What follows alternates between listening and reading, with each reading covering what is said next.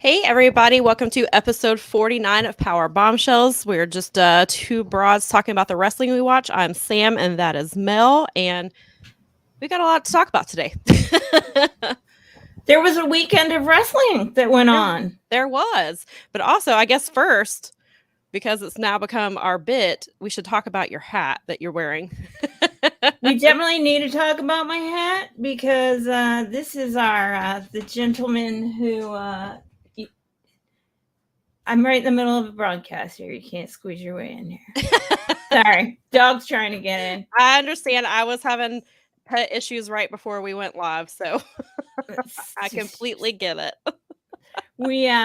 So this for the Read Only magazine, which is part of One Rad Club, which is part of One Rad Tea, which is from our pal Obey Cube. That's a lot of info. This is one of the shirts that I've gotten over the years. Nice. Who is, of course, the wonderful and loving human being who designed our wonderful Power Bombshells banner. So yes, we love represent. Woohoo! And just choice. Like actually, but just real quick, because like if people are into this, they quarterly the club puts out club members can submit articles about retro games, retro shows, retro systems. I mean, it's all that stuff.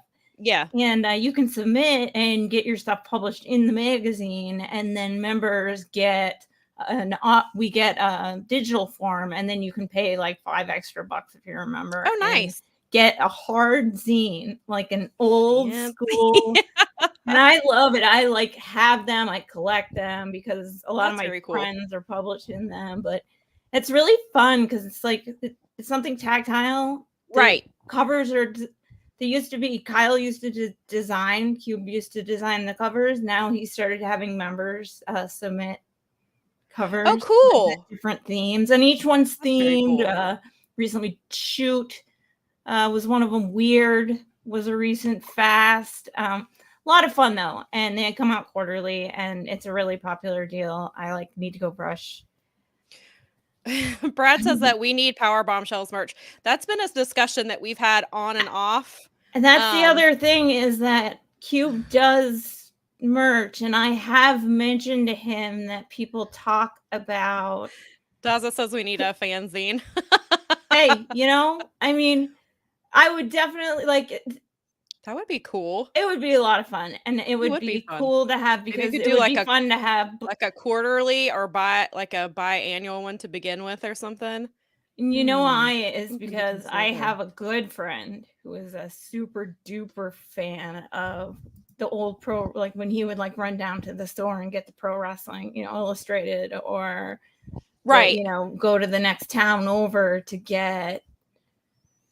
Yeah, I mean there's still it's weird because how these books fly, the magazines fly when they come out. It's there's people out here who really like it. And like Daza said, I mean, printed media rocks. I do of course, a lot of the things I do, obviously I read are digital, but I love having physical things. I like having the tactile, even with if Daza said fanzines are punk rock, awesome throwback, and I would write for you. Look, see, we can got it. We've got a plan. We can just start taking. We can be like a subsection, maybe. I know. See, I know a guy who knows how to do all of the stuff, and he happens to know a thing or two about merch. And I am gonna. I know that people have been interested. Maybe we could do pins to start off. Maybe the lacquer pins. But I mean. I kind of want to get us Power Bombshells freaking shirts, Yeah, me too. I'd be the guy to wear my own shirt on my own show. I don't care. I mean, wrestlers wear their own merch all the time.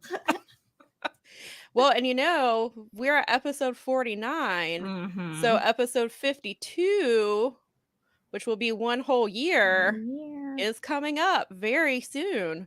We had a discussion about that last week. We've had some ideas for that show and some topics that we're throwing back and forth. So maybe we'll look into some other things. I don't know if we can get it done that quickly. I don't think so. It's a big turnaround time. That is a big turnaround time, but maybe we can. It is crazy that we're going to be at 50 next week. Holy I know. So 50 is a big deal, but then I was like 52 is actually the even bigger deal for us because we're closing in. I was actually I mentioned that to my mom yesterday. She was like, "You've already been doing it almost a year," and I was like, "Yeah." Isn't that crazy? Like, I guess you like it, and I was like, "Yeah, I guess so." I guess it worked out. I guess I thought I'd give it a try, and it turns out it was fun and awesome. Like, yeah. And it's so much like wrestling has made me so many I've gotten so many good experiences and made good friends out of wrestling. Same. And I love it. And I just like and I was actually just funny you bring that up because I was just thinking about that yesterday because I was thinking about PWX and how it's pretty much not a thing anymore. And I was thinking because Friday night we saw Hangman wrestle Yuta. Well, Hangman was in PWX for several years before he went to ROH, and then Yuta was regular the last year or so that PWX was around. So it was just really, and so I was just thinking about all the, because I've been going, I think last October made like 11 years. And so I was thinking about that. And then that actually led me to come up with a question for something that we are talking about doing on the 1 year anniversary of the show. So I will put that in our notes of things to discuss. Awesome. But it is I related actually to meant that. to do this. Like, this is funny that Oh, I think we lost your volume. You're muted, Mel. You're still okay. Yeah, there you go. Sorry, now we gotcha. Just bumped my mic. I figured that's what happened.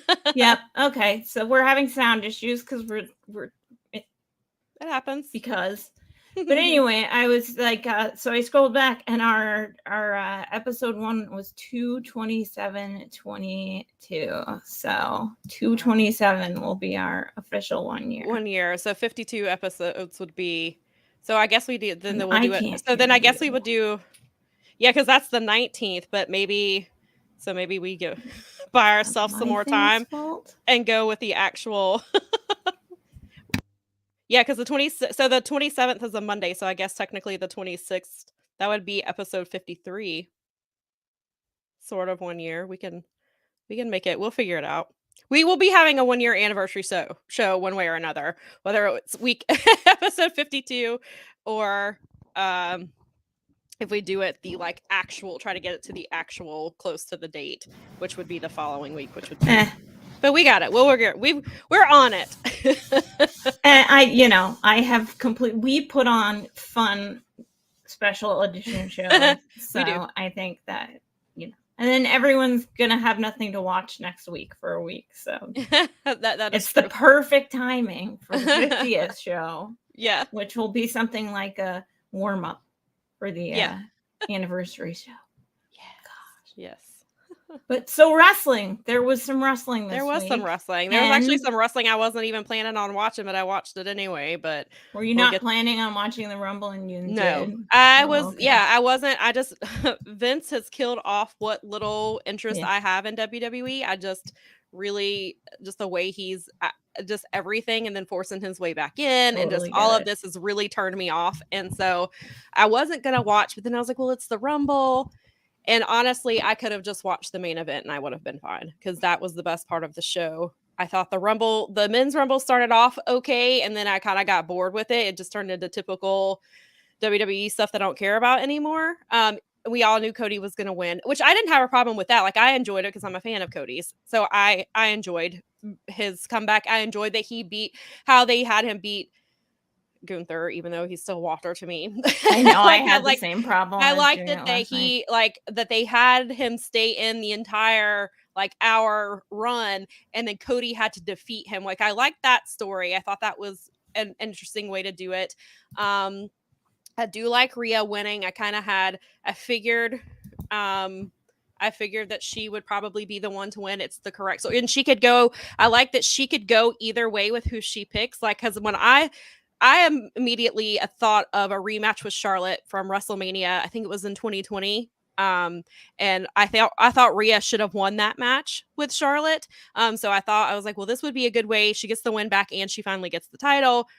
But then the Bianca thing, somebody would point it out to me that they were supposed to wrestle at Money in the Bank, but then Rhea got injured. So they can finally get their match at WrestleMania. So she could go either way, which I think is nice that the women kind of have somebody that could go either way and it could work either way. So I think so I liked that aspect of it, but yeah, pretty much otherwise I would have just skipped this pay-per-view. The main event, like I loved everything I liked the match. I loved the fall, like everything they did at the end, like all of that was just fantastic storytelling. And so I talked to a friend last night and he was like, what do I need to watch? And I was like, the main event, that's it. Don't watch it. You don't have to watch anything else. Daza said this is the first time he's not resub to the network to watch the Rumble. You didn't really miss anything. You can watch clips on which is what I was gonna do. I was just gonna watch clips on Twitter, and then I was like, and if anybody comes back, like I knew Naomi wasn't gonna come back yesterday. I know people were just hoping that she would. I knew Jay White was also not gonna be there. Knew he would not be an entrant. I was like, so do they think that he's just gonna show up? He's gonna be in the Royal Rumble. Then they're going to let him go wrestle Eddie Kingston in February. And then he'll just be like they thought because they let Shinsuke do one special match that they were going to let Jay White do his special match. And Vince is back. Yeah. I mean, that's the part that really throws the biggest wrench in all the works of everything. Right. And because that even some people were wondering that about Matt Cardona because obviously Chelsea returned last night and then she was promptly like thrown out. And she broke I thought it was funny. Matt Cardona was like, she just came back and she already set a new record. Thought that was great. But he had teased yesterday. He posted a picture of his trunks to make it like he might be in it. But I was like, I don't know that he was going back anyway because I think he's doing more in the Indies and GCW and Impact than he would in WWE, and he's probably making more money doing that. But then I was like, I don't know if he was thinking about it, and then Vince came back and he was like, never mind. Yeah, I don't know. I mean, I missed Jay's tweet after the Rumble. Now I'm gonna have to go look it up. We'll have to track that down. Damn it! I didn't see a lot of people's. I was like intentionally sort of avoiding the like stuff that always goes on around big events in wrestling, whether it's one or the other, where like the sort of counterculture is out there like making fun of the Royal Rumble and all these silly things. And it's like, I get it. Believe me. Like I'm an AEW fan primarily. I decided that I was going to do it from a total outsider perspective. I'm watching some WWE right now because I am going to be joining the Fight Game Media Road to Rumble or Road to WrestleMania shows with Dick Garrett's going to be doing on Sundays. Right. And so I have committed myself to more power to you. I probably won't watch it. And I think it's important. I said to my friend and I were joking about it because it's hard. And it's like, don't worry, I can just bury it on my show and it will be hilarious. So it's fine. I don't have to like be a negative Nelly on there. But the like watching other wrestling, knowing what's going on, and I'm still learning, not criticizing wrestling, but like watching it from a more critical and psychological perspective than just being a like fan who watches wrestling but actually paying attention. So right. So Brad tagged us on the tweet and then sent it here. So Jay said, "Love it." #catalyst. Jay's the best. I love him. So and you know what was interesting? Our friend Carl Fredericks, friend of the show, air fryer brother in arms. Yes. He tweeted a picture yesterday afternoon of him and Hikuleo, and I don't know where they were. I guess maybe they were in Tampa, but I didn't know if maybe they were in town for the Rumble in San Antonio, and I was like, oh, that's interesting, but maybe they were just hanging out. But I mean, he clearly knew what he was doing by posting that picture. Oh God, yeah. Daza asks if Asuka and Io interacted much. I don't know. I don't think they did, unless I'm completely forgetting, which is possible, but I don't think so. And Asuka had her Kana stuff last night. Like she came out in the cool like not lion's mask. It was the can't think of the word I'm looking for, but it's not her typical mask. And she had the kind of makeup on. She had blue mist. Like, she looked amazing. Like, I was really excited to see that because I obviously am not super familiar with her work before. Like, I know about Kana, like, and I've seen pictures and I've seen clips, but I've never seen like a full-on match. I've only known WWE Asuka. Right. And so she's incredible as WWE Asuka. And NXT and like NXT and I mean, you know, the complete picture, NXT and then the main shows. But yeah, I mean, I'm a big Asuka fan. I'm happy if she's doing anything. I mean, she looked pretty fun. Like, I'd like. Yeah, and I liked the whole, like, I like how they like she was in the final 3 of the Women's Royal Rumble. And like she went to miss Rhea, but Rhea ducked and she missed Liv instead. And then Rhea kicks her out of the ring. And she's like grinning on the floor, like she's very proud of herself. Like, I thought it was really cool. I hope they continue to let her do the Kana type of stuff. Yeah, it's cool. Especially because they have mishandled her on the main roster since the moment they brought her up. And so I hope if this is getting towards, I don't know how long she has left on her contract. I don't know how much longer she plans to wrestle, or, you know, if she plans to go back to Japan at all when when her contract is up. I don't know any of that, but I hope that they let her have this type of a run, and I hope they give her something good because she deserves it. They never give her anything good. They don't. Brad said he loves how Chelsea has been re-signed for months, only to sit around the whole time since creative has no ideas for her. Shows up to be thrown out of the Royal Rumble in record time, just like her last hit. Hey, at least she didn't break her wrist this time. So yeah, that's a fair positive. Enough. She stayed healthy. She broke her wrist twice. She broke her wrist down in NXT, and then they called her up to SmackDown and she broke her wrist again. And then while she was recovering from that injury, she was released during the budget cuts of the pandemic. And then so companies across America did not lay off their workforce. Plenty did. Plenty of companies went under or did, but Brad said, hey, they didn't give fans Jay White, but the fans got a huge return of unvaxxed Jax. They did. If you missed it, Nia Jax made her return, and they blew it. They were doing the countdown clock, and her music hit, and you can see on the side of the ring when their names I don't think they were trying by the time they got to the Women's Rumble, to be perfectly honest. No, I'm not gonna which lie. we are going to get to, because we have a lot of conversation to go about how WWE. We got a whole women's section of this. So watching this part of watching the Rumble will tie into this whole thing. But yeah, so there was a whole lot of misinformation in that women's match. I will just say that.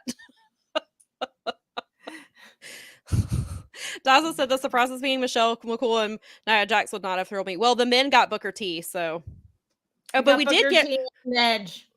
And Edge, but Edge was kind of I think a lot of people expected Edge to come back, but Booker T was a waste of space. He didn't need to. I'm not gonna lie. I love Booker T. I loved his time. It was wonderful. I did until he started talking too much, and then he got old, and he got old like a lot of people just get old, and that's the way it is, and that's how some the vast majority of people get old, and they get that weird get old mind, and then they get all set in their ways, and it's silly.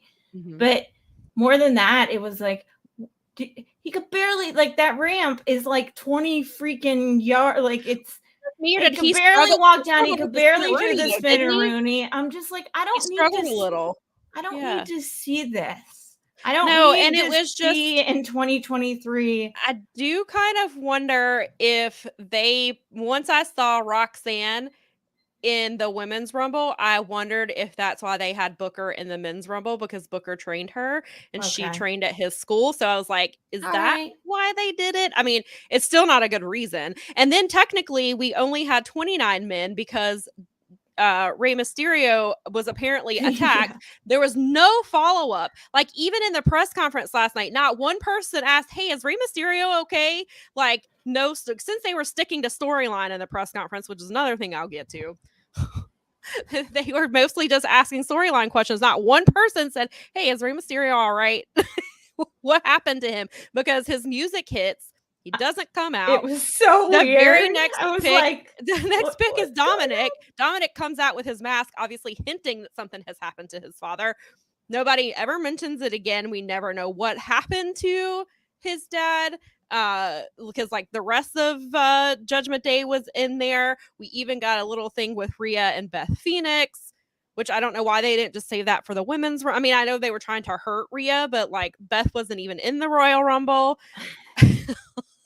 But then after she won, Beth tweeted that she was coming for her. So I was like, this is the reason I don't watch anymore. Y'all don't. There's so many. This is how you can tell that Vince is truly in well back. Is what I would actually say. That's what a friend of mine said. He was like, last night, like Vince is on creative, and that he's taken over and has kicked, except for the main, which they think seemed like Triple H's stuff. But Dawson said he rewatched the Flair Rumble from '92 the other day, and it's amazing how it's changed as the Rumble was played straight, everyone trying to win, as opposed to the special appearance spots of today. Yeah, Daza. If that's that, well, it's just going to the well though, because that's what they, and I mean, those are the kinds of like, to me, those were huge indicators. Like they led off with the men's rumble. I didn't particularly like. I actually enjoyed it way more than I ever would have expected to. Mm-hmm. Like I actually was like it wasn't horrible, but it just reminded me like, well, I was engaged enough to pay attention to it for longer periods of time than I would have expected. So, I mean, I think that's the best thing you can expect. Like, that's as good as I'm gonna. Like, I know that the bar is low, so if it's something that's keeping me like somewhat engaged, I think that that's like the best I can expect for the thing. Yeah. So I was like, all right, I'm with this. I'm with like the first person that was in there, and Sheamus and Walter stayed in there the whole time. Like, all right, that's cool. There's something there, and which it is kind of interesting. Some people pointed out that I don't care. It didn't bother me, but some people don't like that both Gunther and Rhea both entered at number 1 and stayed the entire time, but Rhea won. And then, but the whole thing for Gunther was to set up Cody. And so, I mean, it made sense for both things. The one thing I do want to mention also was I hope Kofi Kingston is okay. That spot was me too, brutal. They hit like, I think Austin, I won't say Austin Creed because it's obviously it's off. Xavier took, the brunt of that because I think Kofi hit him, but it looked like Kofi hit his head on the announce table on the way down. And Michael was selling it, saying, "Oh, his feet are still on the chair." I think he was trying because I think he knew that was they were doing one of. I was listening to. I caught the very beginning of Observer Radio from last night, this morning, just because that was one of the things that they were talking about, and it's like, got to do a shenanigan spot, and then they go do it. That's what Kofi's known for, and then especially after last year, he botched it. Yeah, Kofi botched it, and so he was out earlier than he was supposed to be. And I listened to an interview of him a few months ago, and he was talking about that. And he was like, it's live television. There's nothing I can do. You know, I wasn't supposed to be out, but I had to follow the rules. And so it happened again this year because the chair slipped out from under him when he tried to jump. And they never, Brad. They never cut back to popping Kofi. This up here real quick. I don't mean to interrupt you, but Brad says I think it's time to retire the Kofi save spot. 100% agree. Yeah, and Nikki says Kofi tried so hard to save it. He really did. It's not his fault. Or Xavier tried to save it. Xavier did. He tried to save it, and Michael was trying in case something happened, but then they cut back to the ring and never cut back to the side, which makes me wonder if either Kofi was cut and was bleeding, or if he got concussed and they took him out, and they took him out because he was concussed. And I don't know. I don't think that they ever mentioned Kofi again after that. So that was. I thought about wearing my Kofi Kingston shirt I bought at WrestleMania when he won the belt at WrestleMania 35. We love Kofi Mania. That was, that was a great, I mean, all things being equal and notwithstanding how terribly like horrifying it was to get out, although it was a great story. So I don't care. and it was with people I loved. Like I was with 2 people I just love more than anything. So it was great. We had a blast, but it was awesome. Like the Daniel Bryan And Kofi main event was a lot of fun, and we stayed to buy those because those were like dropped at the venue. Oh yeah, I mean that's worth it though. I would have stayed for that too. But I was gonna wear it today, but I realized that I literally only own 2 WWE shirts. I'm gonna have to save them for my the Road to appearances. I understand. I wore my Roman Reigns shirt today.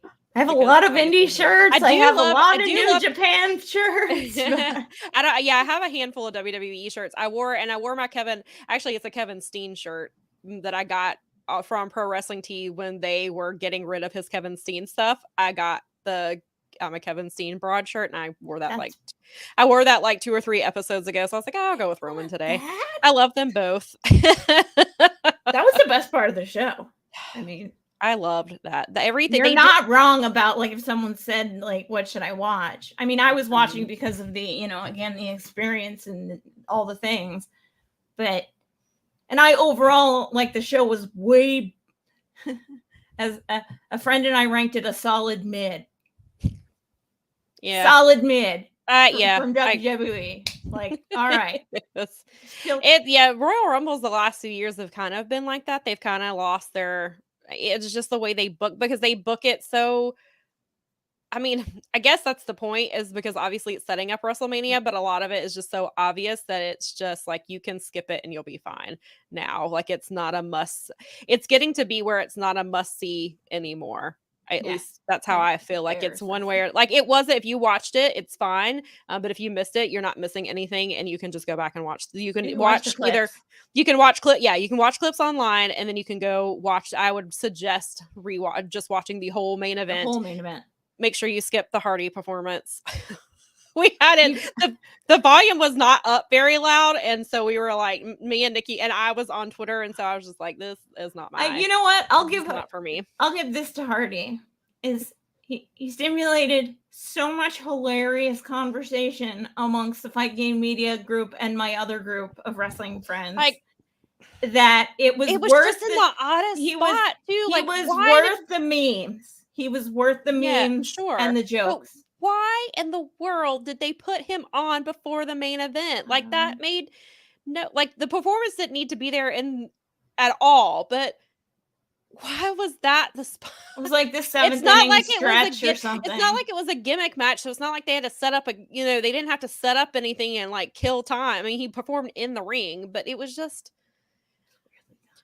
WWE just has some very questionable things. I don't even I mean, as it was like, and I mean, I stand by it. Like, Garrett didn't even know who Hardy was, so we're all fine. I knew who he was from seeing him. I knew how I know him is from seeing him in the crowd at a couple of WWE shows like I've watched. And then I saw him because I do work in radio, so but I don't work in country radio. But I was reading a industry newsletter, and there was like an ad he was like going for ads at radio, and so there was an ad of him, and I was like, oh, okay. And so it's like, when people are telling me that I'm getting like knockoff Kid Rock or something like that, or like James Vanderbeek, as somebody in the Metro Detroit area who has to deal with Kid Rock being involved in things around town, I'm like, oh, I'd be glad you don't know who this is. He's James Vanderbeek, not the actor, but the wrestling meme account. James Vanderbeek said he was a Xerox of Kid Rock. That's why I shared that. It was hilarious because as we were all talking about it, one of my friends who works in performing arts was like, the venue that I'm doing is hosting this band. You guys got to read the comments. Oh, I saw. And it was for Kentucky Kid Rock. And so he was literally, and it was performing in Louisville, Kentucky, or Lexington, Kentucky, as a cover artist of Kid Rock, the Kentucky Kid Rock version. I was like, did WWE do this on the side? Yeah, I didn't know probably that we were because obviously cover bands are everywhere, and that's the thing, and there's all kinds of, but I didn't know we were at the point in society where there were Kid Rock cover tribute cover artists or whatever you want to call them. I don't know. I mean, what the correct? I know we know. Tribute artists is what they call them now. They don't call them cover bands. Tribute artists is what it's called. now. Wow, that's and we get a lot of a euphemism. We that's got fancy. a lot of the tribute artists that play here at different bars, especially during like or after COVID. Like I guess they were just like trying to bring money in, so they would just book these.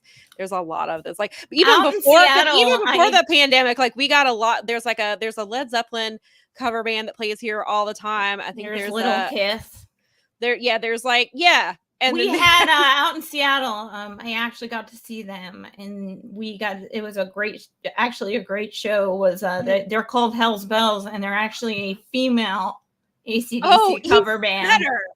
And they were freaking great. I loved them. That sounds amazing. Yeah, I mean, I've been to like a couple of the cover things, but yeah, there's a lot. Yeah, out here in Detroit, one of the company parties that my mother-in-law had, they had a Elvis impersonator. Yeah, Nikki and I have been to the Elvis impersonator. There was one. And he was impressive. There's a guy that we've seen a couple of times because. Like when I've talked about totally wrestling relatable, by the way. I just I mean, there's Honky Tonk Man, so whatever. It's all carny stuff. It's all carny. It's all oh my god! And Elvis's manager is. Well, I'm not gonna because Nikki was like he's not a colonel, so I'm not calling him Colonel Tom because he was never in the military. Agree, but he is literally a carny. Like especially if you watch, like I already knew that he was, but like watching the Elvis movie and how he discovers him, and he's the whole scene where he's white. That's Carney 101 is Tom Parker. Yes, Carney 101. But yeah, so we've been to because my mom, we've talked about it before. My mom I grew up listening to Elvis because my mom is a huge Elvis fan. Her mother was an Elvis fan. Her aunt was. My mom's cousin was. So like my mom, my mom and my sister and my mom's cousin have gone to see. Yes, Nikki does. She calls him Carney Tom Parker now. That's perfect, Nikki. He is. Yeah. Perfect. I actually love that. I haven't checked out the movie yet. I know I'll get to it. I enjoyed it. I've heard it's decent, so I'm interested. I liked it, and then because I like Baz Luhrmann's, I love his. I like biopics, and I love Baz Luhrmann's version of Romeo and Juliet. I loved. Oh, that's a great version. And Moulin Rouge, I liked that, so I was interested to see how they handled it, and I really enjoyed it. But yeah, so that has been Movies with Sam and Mel. That's popular culture corner with yeah, right. Well, it's all right. We can say things like that once. It's very cool. Yeah. But and anyway, we have some serious stuff that we do need to actually discuss. So, we may as well. Unfortunately, this week is going to be WWE heavy, just because they made it so. But we'll dip back into that in just a minute. But yeah, we do want to talk about that Warner Brothers, I guess, finally realized that they were being a-holes and decided to let Mark Briscoe wrestle a match and give them a chance to properly honor Jay Briscoe, who I did find out a little bit before we went on air. Jay's funeral is today. It's today. They're actually live streaming against us right now. Are they? And so I didn't know. I didn't know, except that, like I said, I caught. No, I didn't even know it was being live streamed. I caught just enough of Observer Radio this morning for them to talk about the fact that I knew it was today because I know that Eddie Kingston was going to the funeral. I saw somebody talking about Wrestling Observer, and they said that Tony, some of the people who were at Dark last night, he flew them on a jet to Delaware for the funeral, and he was flying in some other people for the funeral. So I just knew it was today. I had no idea they were live streaming. I guess that that was what Dave said on the one that was on this morning, was that at 1:00 this afternoon they are actually live streaming it. Tony did get a whole jet for anyone that wanted to go, because they did tapings. I'm glad that he did. But and that's something that, like, I've had enough funerals for many lifetimes, but I believe that it's also nice because I think that there's a lot of people who it's a good part of the grieving process for people, and I think that's and I think because this one also too was so unexpected. Obviously it clearly wasn't. I mean, Brody was obviously, it was a, he had a health issue, but none of us knew about it. So obviously it was a big shock, but this was a car. I mean, this is a car accident. Like clearly this was extremely unexpected. And I think people are still, contending with the fact that he's not here. And so I can understand.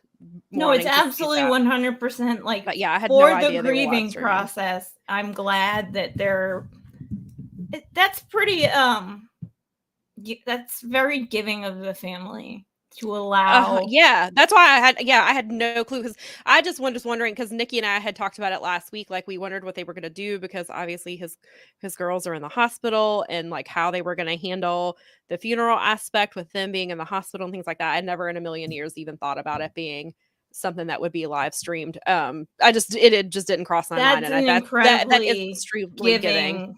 It is. I mean, that's for what they're going through, and for them to be, and I hope that people in kind let them know that give the consolation that they need right now. Mm-hmm. And I think that I hope that will be the case. This is really, I mean, we talk about the good the wrestling community does a lot, and fortunately in this case, like, people have overall been amazing, and it continues to be like that. And Dave said that he's not sure how much we influence, like, the social media outcry and influence but he was able to talk about the fact that Tony has actually been hammering Warner Brothers Media for the entire, not just for this case, but it turns out that he's actually, and he put, this was in the Observer as well, is that Tony, the entire time the Briscoes have been part of the company, has been lobbying for them to get on TV. I'm not surprised, because he never stopped lobbying for them. And that's actually something Dave was like, I can talk about that now. It sucks and it's stupid that it took this for them to be able to be. No, and it's really dumb. It's terrible. Well, and like, so I watched BTE, I think the 4J episode that they did. The Bucks were talking about, like, when they started AEW, they wanted the 3 best brother tag teams, and it was them, the Lucha Brothers, and the Briscoe Brothers. And he said we could never get it done. They didn't go into detail on why that was the case. I mean, I think we all have suspicions on why that didn't come to fruition. But the Young Bucks wanted them there from day one, which sounds like Tony did too. And then Tony was trying to get them, at least he could get them on ROH. Like, I'm sure. Obviously ROH wasn't on TV at the time, but like he was trying to get them, paychecks and stuff like that. Well, and he was trying to feature the good wrestlers. And now we see that he had been trying to get them the entire time. So yeah, and you see that, all these other companies like Impact at their tapings, they did something for Jay. GCW, Nikki and I were there. They did something for Jay, and JPW and Noah did something. Even WWE mentioned it, and AEW didn't get to do anything other than letting the wrestlers do stuff, and they couldn't even do a video package. So it sucks, and Warner Brothers Discovery sucks for many reasons, and they still suck. But I am glad that they let them do that, even if it was a week late. And I thought that they handled it beautifully. Like it just from top to bottom, like having Ian and Caprice come in and having them on commentary with Excalibur, having Bobby Cruz be the ring announcer, Paul Turner, who is a ROH referee, like have that, all of that I thought just was really special. And just the match, and even if they had a crappy match, it wouldn't have mattered. Like it just because they were but the match was great, and they got in the spots, and they got, they got and I saw a tweet about it, and I even laughed about it when I heard it, when when Jay Lethal's on the table and Mark Briscoe's on the top rope, and they're like, this is what his brother would have wanted. And I was like, yeah, Jay would definitely have wanted this. And so like, I thought that was just a great moment. And then, we got the Froggy Bow. He wins with the Jay Driller. And then we see, I missed it before, but I was watching back, I think on like Snapchat or Instagram. I was watching a video somewhere, and Dalton Castle was in the front row for that match. He was like over in the corner, but he was front row for that. And I love that they gave Mark a moment to speak into the camera, to speak to Jay's children and to Jay himself. And then they the ROH members who are on the AEW roster, they got to come out, and Tony was out there to hug them and stuff. I thought the whole thing was just extremely well done. I thought it was wonderful. And Brad said the Jay Briscoe tribute show was amazing. I've watched it twice since it's being uploaded. I have not had a chance to watch it yet. That's definitely, I'm gonna try. I'm 3 weeks behind. I got halfway through, and unfortunately, I had to stop and go. Yeah. I finished the Mood of a Bye-Bye show, and then I can, I want to finish it. It was just a lot for me. I can imagine. Yeah. I got, anybody who understands grief, which is all of us basically, for some of us, it's just, I want to, because it's something that I want to, but I need to be able to be there. And sure, I can understand that. Yeah, we had hoped to get to it sooner, and then we're so behind. I haven't watched Dark from last week. I'm 3 episodes behind on Impact. I finally finished Hard to Kill the other night, and so I'm hoping I may start it tonight.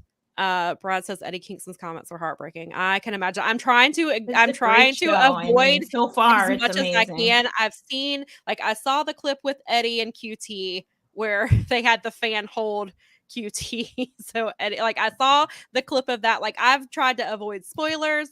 I know who was on the show. I saw that the day after, but I don't know who won match. I'm trying to avoid as much as possible. It's not a huge deal if that gets spoiled.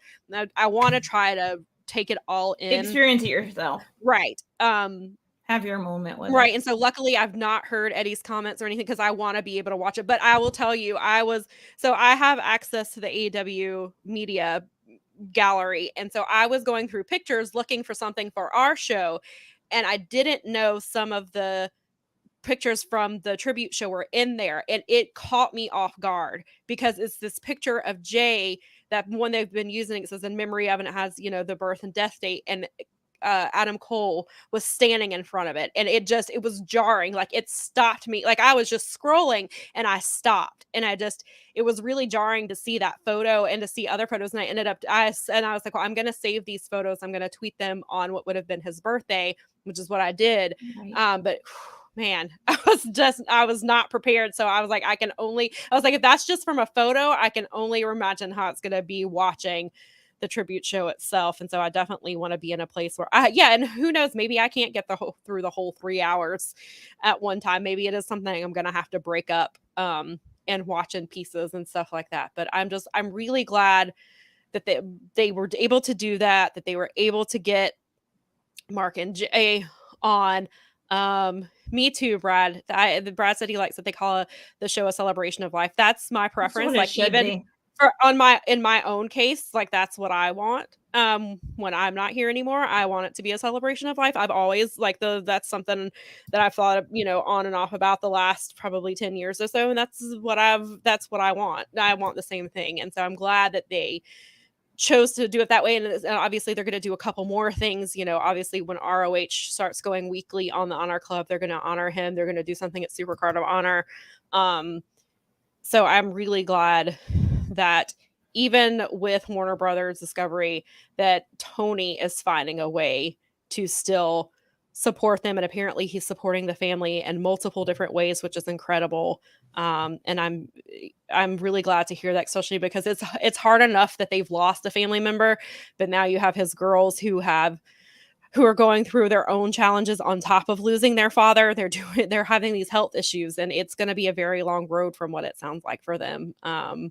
So they're going to need support for a really long time. And so I haven't heard if Mark has made a decision one way or another, if he's going to continue wrestling, or if that was kind of it, or if he's going to try, and then, whatever he decides. I'm glad that he has the freedom to be on AEW TV now. And people have wondered, if he'll get the graphic now just to make it official, which it sucks that it sucks if that's the reason why, but he deserves to have that spot, I think. Well, and I guess in some ways, it's this is the worst possible way for something like that to bear out. It is an opportunity for Mark to, if he decides that's what he wants to do, to honor the crap out of his brother. Right. I mean, it's so tough when you lose people. It's like, where do I want to put my energy now? And what do I, what are the plans? And I mean, he can take all the time that he wants, do whatever he wants. I think that the community will support it. It's none of our business, even if we don't. But it's I do like it seems like. I mean, that's good. Well, he has the choice now, which I think is great. Yeah. He has the choice. The door is open. He is still, even if he is all elite, just to get the graphic and all that, and he maybe is occasionally on there, he could still be on the ROH because he is ROH. Like we've talked about that before. Like when you think of ROH, like you think of the Briscoes, Taunton Castle, Colt Cabana, like those types of people. Cheeseburger is somebody I think of. So yeah, you're right. Exactly. And so you think of these certain people. So even if he's technically AEW, like I think he will still be ROH no matter what, whether even if he doesn't wrestle anymore, maybe he makes occasional appearances or just has occasional matches here and there. Like I would be fine. I mean, whatever he, like you said, whatever he wants to do. And, maybe he wrestles at Supercard of Honor. And then maybe he wrestles shows here and there, however he wants to do it. But I'm just glad that he, like you said, he has that option now. And he's got that, I guess I'm trying to think of the word I want to use, but he's just, I think hopefully being all elite, like he can just say, like, even if he never appears in AEW again, like he now can be recognized as being part of the roster that he apparently has wanted to be a part of, and that the Young Bucks and Tony and Kenny have wanted him to be a part of. And the fans. Yeah, of course, and the fans. Yeah. But yeah, so yeah, I thought it was handled really well. I'm glad that it was the main event. I wasn't sure if they were going to open just to kind of get it out of the way, as far as like maybe not make Mark and Jay sit through 2 hours. But I think the main event, I think it was the right place to call it. And like poor Jay, like Jay Lethal, like was crying like as soon as he stepped foot on stage. And I don't know how they got through that match. But they did a fantastic job, and it was a really great moment, I think. A great tribute to I'm honor really Jay. I'm really just glad they got to do it. It was the right thing. Same. Finally.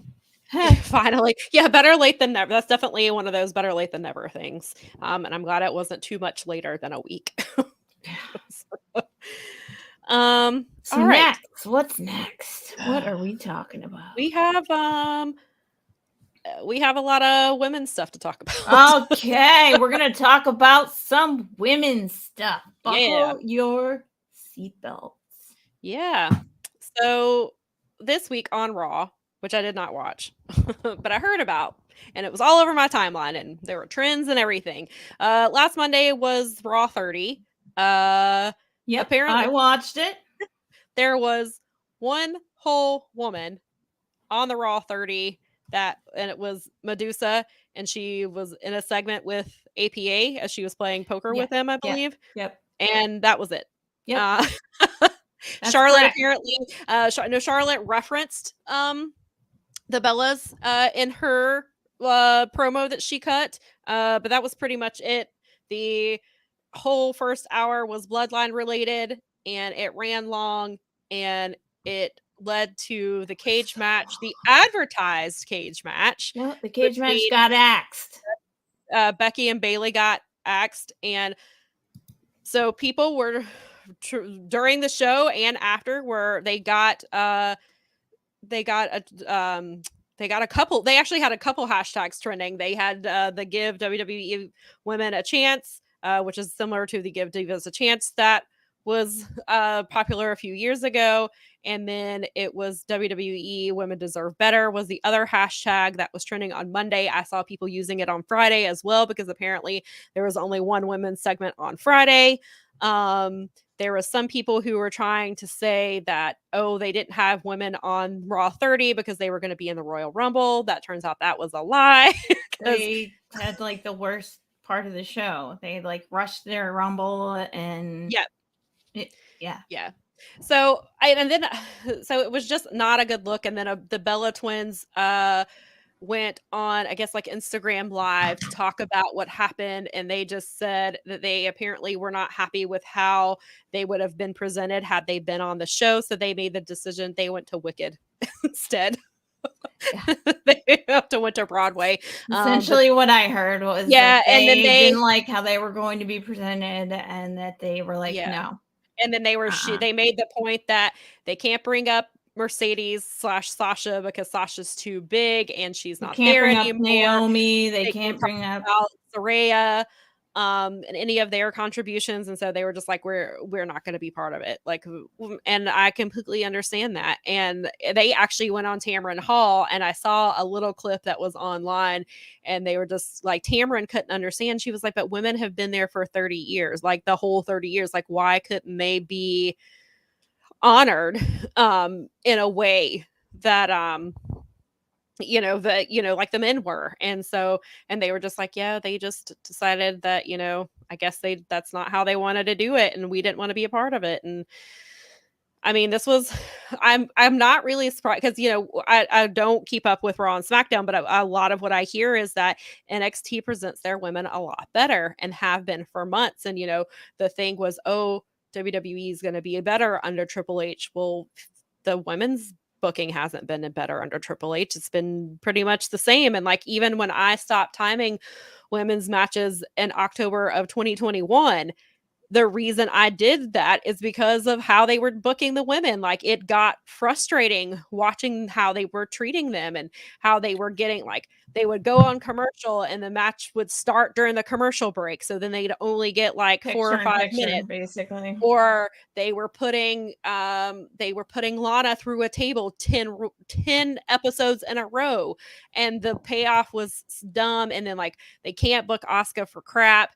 Then they would bring Charlotte in and they had the tag titles, and then they only defended it like twice or whatever. Like, just all these. They haven't done anything with the tag titles in this short period of time I've been watching. I mean, they don't carry them around is pretty much what they do. Yeah, they don't care about those titles. It actually, so you have it on Charlotte and Asuka and you can't do anything with those titles? You mentioned it recently in a conversation that we were having, and when I saw what they were doing on Friday night, I was like, Sam nailed it. She's so right. They just don't give about the women's titles or the tag titles, especially the tag titles. Yeah.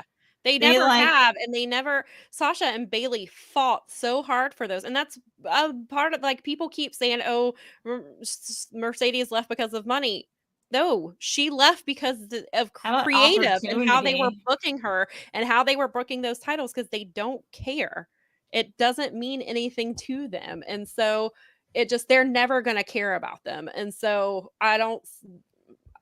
It's really frustrating that, like, I mean, Give Divas a Chance was 5 years ago, I think, and they're still having to fight for the same crap, and it's really disheartening. And look, AEW is not perfect. We complain all the time about how they book their women, but WWE is not any better, except for NXT, which it seems like NXT's always got a lot going on. Daza said NXT has always been a lot better in promoting the women. They made the 4 horsewomen and Asuka and Shayna, and so, yeah, they did. And I loved, especially in that period of NXT, that was like one of my favorite times. And part of that was to how they booked the women.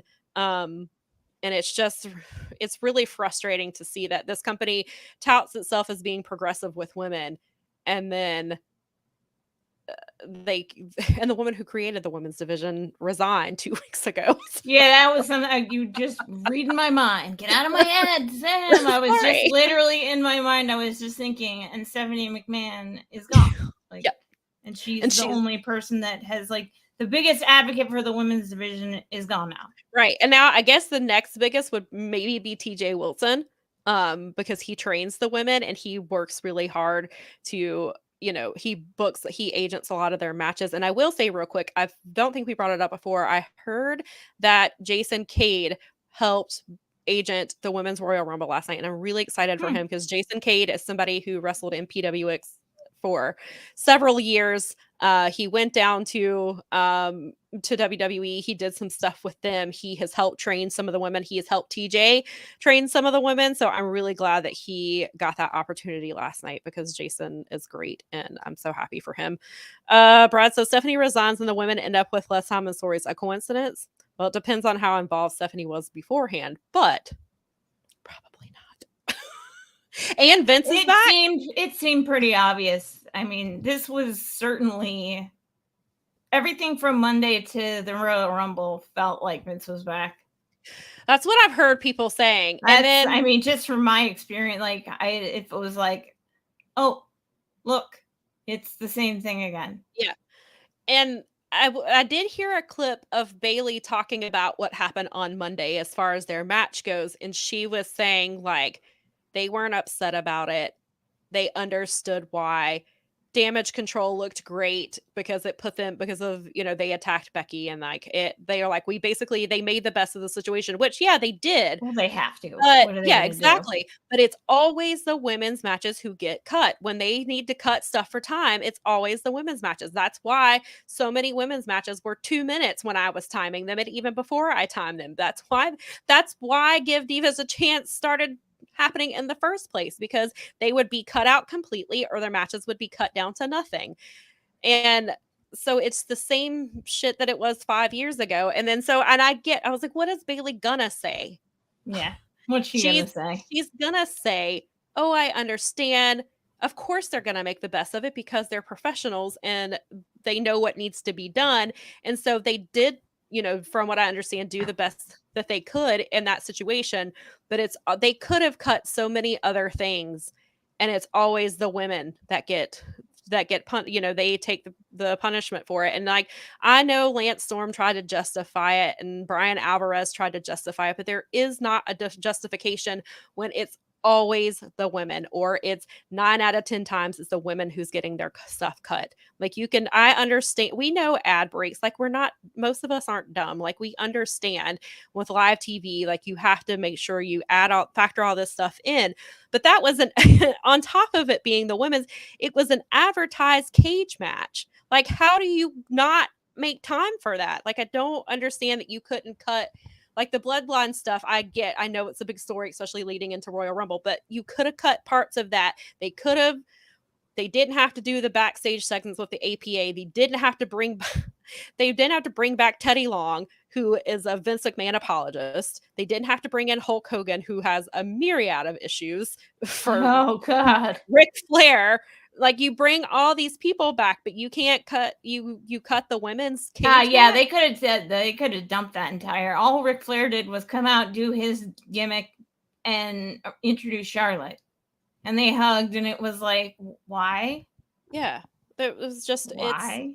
And then you see what I'll get it on that. There was a couple of really just pointless. Okay, what is this for? Right. Yeah, and I know it's the nostalgia thing, which they rely on so much. And yeah, and sure, it's a 30th. Yeah, I heard the DX segment was basically way too long. And it was basically the same stuff they do every time. They just let them go on and on. Someone should have been standing there like, wrap it up, guys. Wrap it up. Yeah. We get it. It's like, it's the same stuff. Like, every time they bring DX out, they do the same thing. Like, it's nothing new. And yeah, I get it's the 30th episode, so you're gonna bring like that. That's whole fine, thing. But you can do it in like 10 minutes. It doesn't need to take 25. No, and not at the expense of a women's match. It was way too long. And then last night in the Royal Rumble, the only person they brought back was Michelle McCool, and she's sitting in the audience, and she's like, just gets in the match, and then she's not in it very long, and it's just, it's so frustrating.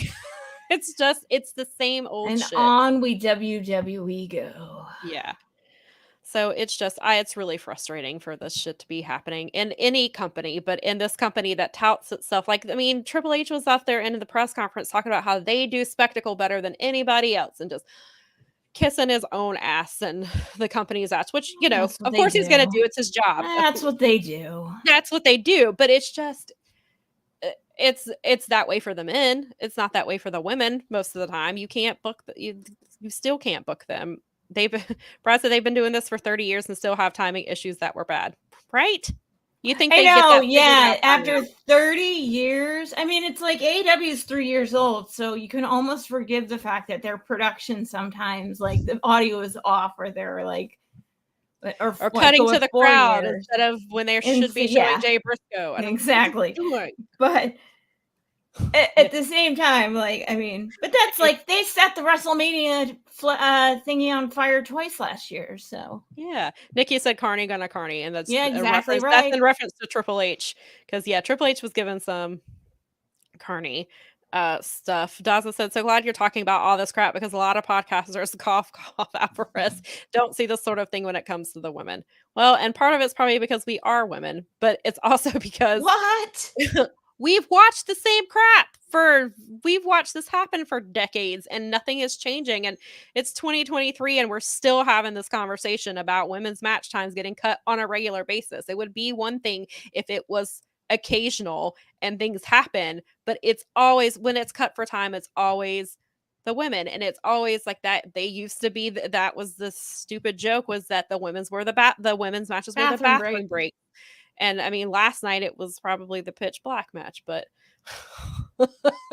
which, if you want to, a lot of people were saying that it was basically Naomi's Fill the Glow gimmick.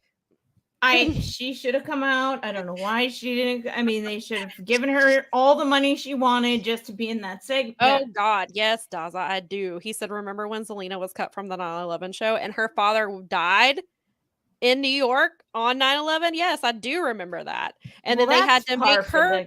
Then they had to make Zelina be like, no, it happens. They had to make her like be the spokesperson about how like she like had to be okay with it, and we ran out of time. It happens, like, but I've gone all the way back on the digitized observers to look at the like of the years for the worst of the year, because I noticed a pattern where they had like posted the throwback, because what they do weekly is they put a throwback newsletter on there, and then Dave posts a new newsletter at the end of the week. Right. And so sometimes I'll read the throwback ones because I'm interested in what was going on at those times. And those, like, I've read books about certain people or whatever it is. And they literally have had the worst move. They win worst move like every year since 1992 or something. It's like they're constantly doing. It's like, what, 20 years of WWE winning worst something. So I mean, the thing, it's like you're celebrating 30 years of doing shitty shit to people. I mean, it's just, and we know, like, WWE has done a lot of good capitalizing things, on terrible freaking bullcrap. Right, but then WWE also was a monopoly for a really long time. It was just them, and so people, and that's why I say all the time, people have WWE brain because that's all they've watched, that's all they've known, all we've had, and so they can't fathom Impact or AEW or GCW or Ring of Honor or New Japan or any of these indies doing things differently. And you see AEW is kind of in between, where they do indie type things, but they also do WWE type things. And so they're starting to throw some they are getting, and like I was talking to even a friend, Tony has WWE brain, right? And friends, and like I was talking to a friend recently, she was saying, AEW did a lot of the things they promised they wouldn't do. They're bringing in, I mean, like, on the one hand, like, you can't just turn down Danielson and Cole and Kyle O'Reilly and Ruby Soho and like these big names.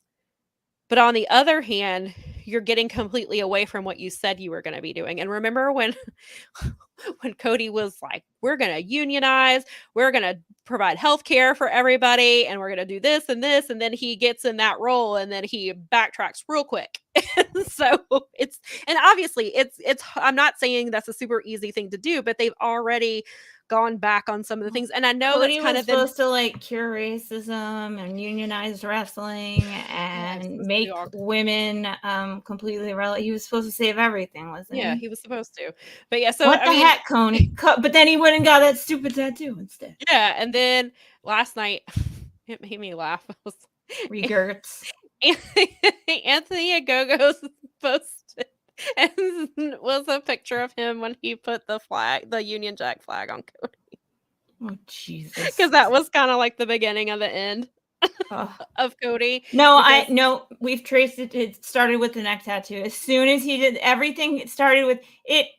There were two things. It was the neck tattoo and Liger retiring. Those things happened within a short period of time. And that is what sent the whole thing off the rails. Brad said Cody took down the evil Austrian Gunther last night. He did it for the people. He got the neck tattoo. Liger retired, and then we had a worldwide plague. This is true. Okay. Where was Cody, hero Cody, flying in on his eagle to save Kevin Owens from a beatdown from Roman Reigns last night? At least a couple episodes of that John Cena show, man. I'm telling you. I'm completely Daza said he doesn't get the appeal of Cody. I like Cody. Like, that's not like I like him. I think he's a good wrestler. I don't get it either. I saw his whole indie run. Like, I watched ROH. He came to PWX. I met him. He's super nice. Every time when I've been on media calls with him, he's just really great with people. And I noticed that last night. He's definitely a company man. Oh God, yes. He's very good at that. But Cody is also, I think, in that aspect, I can see where he kind of comes off as a businessman. But when I had the opportunity to meet him and talk, I've met him a couple of times in wrestling capacity and not in media capacity, and he's been very kind. And it comes off as very real. It doesn't come off like when I've had those one-on-one moments with him, he comes off as a very genuine person. You can tell that his dad taught him that his dad taught him, like, you take care of the fans. Because like I went to see him in an ROH, or not to see him, I went to see ROH. But it was when it was him and Bullet Club were running everything, right. And they didn't know how to book anybody but the Bullet Club. But Cody stayed afterwards and met after the show and met every single fan that wanted to meet him. He stayed well over an hour to take pictures and to talk with anybody who wanted to meet him. Brandy was with him. I talked to her briefly. So Cody is definitely he's definitely a man of the people, but then he's also kind of I can see why if he still wants to go into politics, he has that about him too. He certainly could go into politics. He's definitely got the wrestling politics for sure. He understands. I mean, he gets it. Yeah. Even leaving was Hill Cody from ROH was great, Brad. I loved Hill Cody when he was doing that stuff, where he believes he's the everyman father, but is really Rich Flair. Yeah. Yeah. Dawson said he doesn't buy into his wrestling. I like his matches. I get it. I think he's not for everybody. My feeling about Cody is exactly this: is that I respect what that guy knows and what he understands about what he wants from the business and what he knows about the business and all of those things. Right. So from the point of view of like someone understanding what they want and how they want it, totally fine. And his presentation is great. And I do believe that because I've heard nothing but good things about him as a human. And that's awesome. Totally fine. But as a wrestler, just not for me. I can see that. I can appreciate that. Sorry, I've got cords that are like getting under my chair. I'm trying not to yank. Real life is occurring. People, do you understand? Try not to yank things out of my ear. I'm glad that we actually talked about the women's stuff too, because Daza had pointed some stuff out on our Facebook group and wanted to make sure it was like, I hope you guys are paying attention. I was paying attention. I try to pay attention. I appreciate you guys. I appreciate that you comment on all that stuff. And this will circle back into some of the women's stuff in AEW because here we go. It's women's stuff, volume 2. So it's the AEW version. So we are critical of everyone here at the Powerbombshells. We are. We hold everyone accountable. We do, because somebody has to. But yes. Well, before we get into that, I don't know if I should go into what I was going to say about the. Over here. About the there you go, Daza. I watched the WWE press conference because I wanted to see how the people in the scrum, the reporters, how they handled WWE versus AEW, and it is a big difference. It sounded like it.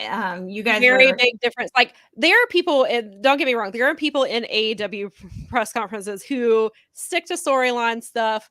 They stick to character questions. they talk to them as their character and not as the wrestler themselves. And so that does go on, and they do get criticized for it. But there were a lot of softball questions last night. And it was just was very noticeable. And then, and people have pointed out maybe the reason they didn't bring up, they were probably told, don't bring up Vince, don't bring up Stephanie, and don't bring up the WWE cell. Probably all things, probably true. Not one person mentioned, why were the women cut on Monday? What do you think of what the Bella twins said? Not. What is your response to the trend that women are trending to give WWE women better, or WWE women deserve better, when this is something that happened 5 years ago and you're still having the same issues? Like, not one person took them to task on any of that. Like, there were people like Sean Ross Sapp and Denise who did try to ask, I guess, wrestling business related questions, but nobody bothered asking any of that stuff. And I was just disappointed in that. I mean, I'm not surprised, because I have not sat in on WWE calls. I've been, I think, on every AEW media call except the last one, because I had a prior commitment and I was mad because that was the ROH one. Of course.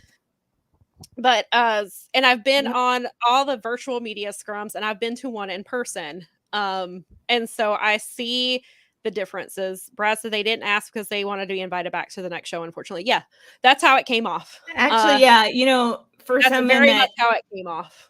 For someone that actually, this is like something that I pay attention to and have background with, is that it reminded me, when you guys were talking about it, of a White House press corps briefing, where they're going to ask all the questions that are there's if you've ever watched like a White House press briefing before, there's nothing about policy. There's nothing about like what people are thinking. It's all very much like a choreographed situation in which it's like everybody knows what they're allowed to say and what they're not allowed to say. And there's almost like it's like, this is the etiquette. And if you access is what it is. Well, that's which is, and you see that, and I'm not knocking anybody, but you see that in some cases with people who, when they interview wrestlers, that they stick with certain things because they want the access to them, and they want to be able to have them back, and they want to, which, and I get, and I'm not saying that that's wrong or anything like that, but there is definitely nature of the beast.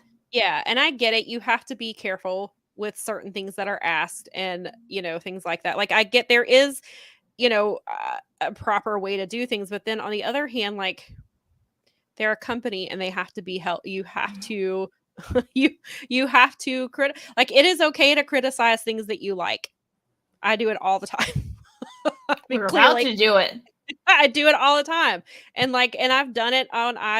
We're about to do it with AEW. I've been able to speak to Tony Khan on these media calls, and I have gotten on his nerves, and I have made him mad, and I have had a conversation that turned into a Twitter discourse because he didn't like, I don't know if he didn't like my question, or he misunderstood it, or it was a little bit of both, and it turned into completely opposite of what I said, and then it turned into this whole thing, and then, but I mean, I don't regret it. There was a little bit of projection, I think, in what was going on there. But it's not the first time that it's happened, and it's not the first time that happens with a lot of people.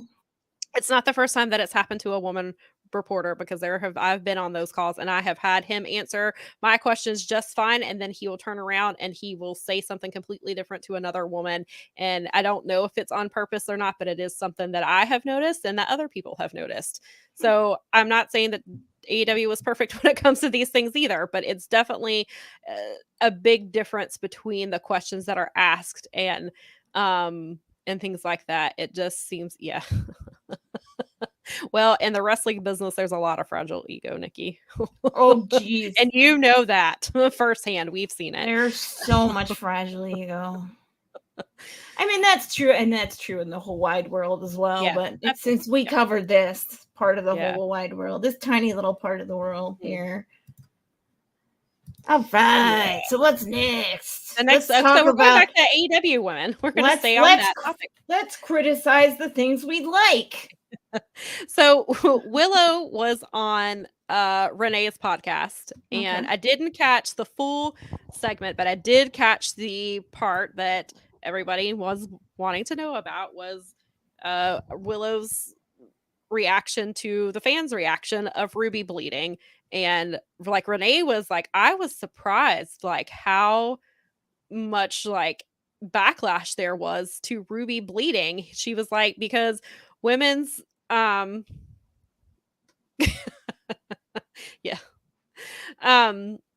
But she Renee was like, women's wrestling has progressed so much in 10 years that why are we still having a problem with women bleeding in matches, especially when it's a street fight? She was like, my own husband bleeds and he's bled at various levels during his matches over the years. And she was like, she couldn't believe the conversations that they were having, and she was like, some people were just downright like, women can't bleed in matches. And so well, you better not tell the women in Japan that, because I got bit by the Wrestle Universe bug, and even they're allowed to bleed, it turns out. Yeah. Interesting. Funny how that works. It's amazing. They better tell the Asian nations about this. Lord. Puritans. So Willow said that they were given the parameters that only 2 people could bleed during the match. Before they went into it, that was the parameters. It's like only 2 people can. We can't be grotesque about it. And she was like, so those were basically the rules. And no bloody self-mutilation. And she was basically right. And no death match. No death matches in AEW is basically what it came down to. Right. And then she was like, and then it ended up on TV. They have sponsors. Yeah. And she even said, she was like, we all like wanted to get in there and get our hands dirty. And like, we all wanted to have this really great match. And so, and then, ended up being that Ruby bled enough for everybody. And she said, like, she's like, when I looked up and I saw Ruby bleeding, she was like, man, she looks awesome. Like, she looks so cool. And she was talking about how, like, she did address the spot with Anna, because she said like that was her 2 main concerns in any matches, how she executes things, and like and like how the other people in the match, what happens with them. And she said like, as soon as the match was over, the first thing she did was like, where is Anna? Is she okay? And Anna's like, I'm fine. I'm gonna go see the doctor because they want me to, but I'm fine. I'm okay. Like, it's not a big deal. And she said, so she was really emotional about that. And then she was saying she was just emotional about all of it. And then she said, and then they filmed it live, obviously on Wednesday. And then she's like, and then I had to wait 2 days. So she's like, I got anxious all over again because I wanted to see what the response would be from the televised crowd. And she was like, I was not expecting the response to the blood that we got. She was like, I don't understand it. And she was like, women bleed just like men. Like, we do. She was like, I don't understand what she said. I think she said something like, people were getting their panties in a wad, I think was her exact phrase. And she was like, and she was like, women. That's one of my favorite. She said women bleed monthly. She was like, what would they do? I said. Yeah. That's all I was saying last week. Is that she was like, what would the reaction be if we accidentally bled through on our gear? Like, it could happen. She was like, bleed.